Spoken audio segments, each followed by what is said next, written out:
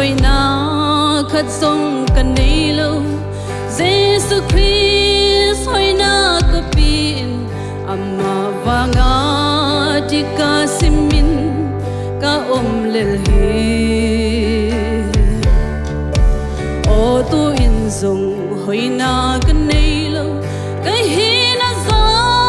mi kya lel ka hi Christ wanga siang tro Christ wanga hoi ka hi lel hi Christ hoi na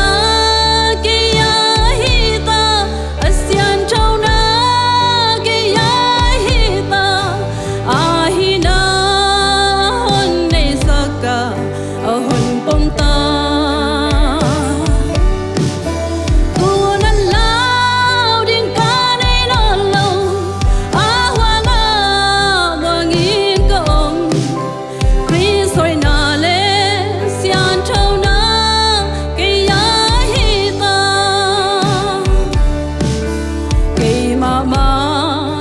ki etiangin sian thau na hoi na kan nei lo hi zong aman siang thau in na hon pom ta hi ama na te ka sem thei ta apai na ka pai thei ta hi Christ wang anung tan amma bangi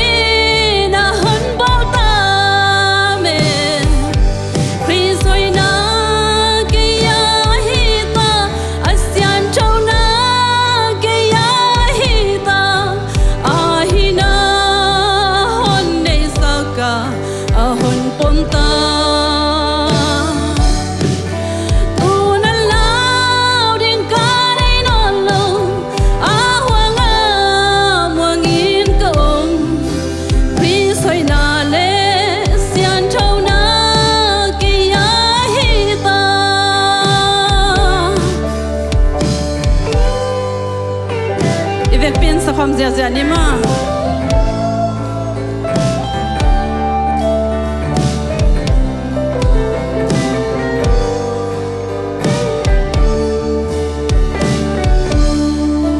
ke ma ma ka ki etiangin sian thau na hoi na ka nei lo hi zong aman siang thau in na hon pom ta hi te ka sem thei ta apai na ka pai thei ta hi Christ wang anung tan amma bangi na hon ba ta Christ hoi na ke ya hi ta asian thau na ke ya hi ta a hi na hon nei saka a hon pom ta